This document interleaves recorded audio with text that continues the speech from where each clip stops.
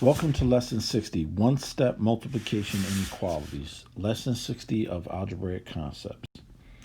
So here are our objectives, our vocabulary, rules and notes. Okay, so let's solve and graph this one. Okay, we get 14n on the left side. If I could bring my pencil up, you get 14n. 7 minus 7 is 0. 17 minus 3 is 14, greater than 28. 5 both sides by 14. N is greater than 2. 0, 2 for reference. All numbers bigger than 2 satisfy the inequality. Okay, so 2.6 minus 4.6 is negative 2d is greater than negative 6. So if we divide by a negative, so now watch this, we're dividing by a negative, so the sign has to flip. And negative 6 divided by negative 2 is positive 3, so d is less than 3. So be careful when multiplying or dividing by a negative, the sign must change.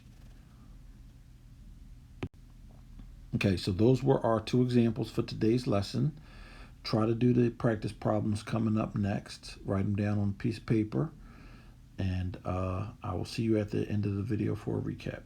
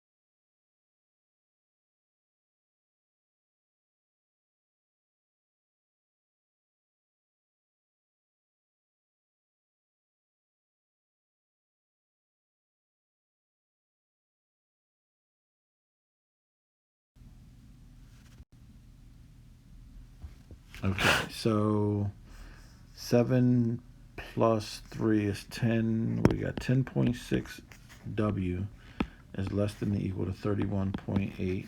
We had to divide both sides by 10.6. And then w is less than or equal to 3. Always put your 0 for reference.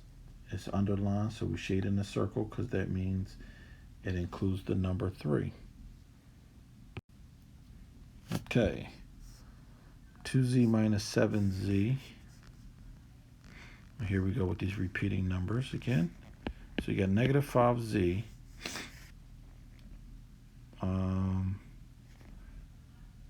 plus 4/3 minus 24, 29/6 is less than 21.5.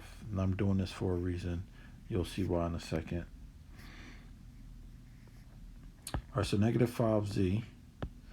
Let's do the fraction math over here. 4 over 3 times 2 over 2 is 8 over 6 minus 29 over 6 gives us 21 over 6 minus 21 over 6 is less than or equal to 21.5. Add 21 over 6 to both sides. Negative 5z.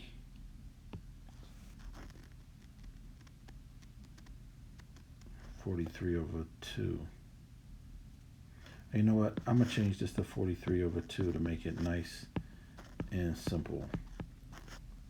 Because sometimes I hate dealing with mixed things. So let's do the fraction math in red. 43 over 2 plus 21 over 6. You multiply by 3 over 3. 9 gives us 43 times 3 gives us 129 over 6 plus 21 over 6.